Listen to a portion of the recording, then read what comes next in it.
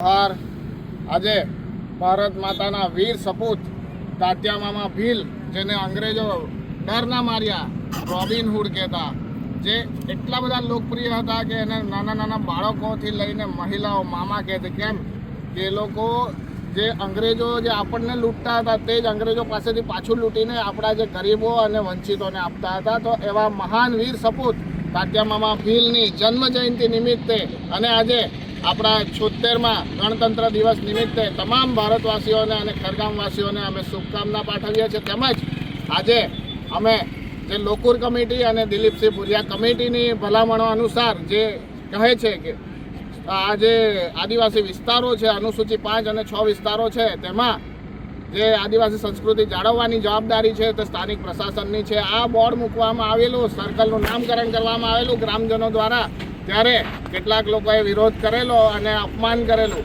તો આજે એ લોકોને કહેવા માંગીએ છીએ કે તમને તમારી ભૂલ સુધારવાનો એક મોકો છે. અત્યારે જે રીતના અન્ય સ્થળોએ જે બિરસા મુંડાજીની પ્રતિમાનું સ્થાપન કરીને એમને માન સન્માન આપવામાં આવેલું છે, તે જ રીતના અહીં પણ એક ભવ્ય મૂર્તિ મૂકવામાં આવે. અને અત્યારે સામે પાણી ખડક હાઈસ્કૂલ પણ છે, તો અનેક બાળકો એને જોઈને શીખશે અને અન્યાય સામે લડતા અને બોલતા શીખશે અને તેમજ ભારત માતા માટે ગર્વ કરશે. તેમજ બીજી પણ એક માંગ કરીએ છીએ કે અત્યારે આ વીરવલ ફાટક આગળ આપણા મહાન સંત શિરોમણી રામભક્ત દિત્યા બાપાજીનું સર્કલ બનાવવામાં આવે અને સર્કલનું નામ દિત્યા બાપા સર્કલ કરવામાં આવે. તેમજ અત્યારે ડોલુંબર સર્કલ પણ છેલ્લા ઘણા સમયથી એમને આમ પડેલું છે, કોઈ નામકરણ કરવામાં આવતું નથી.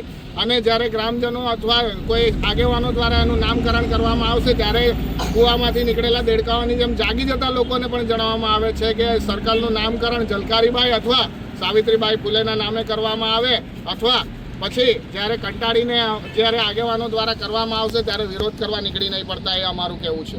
જય આદિવાસી, જોહાર.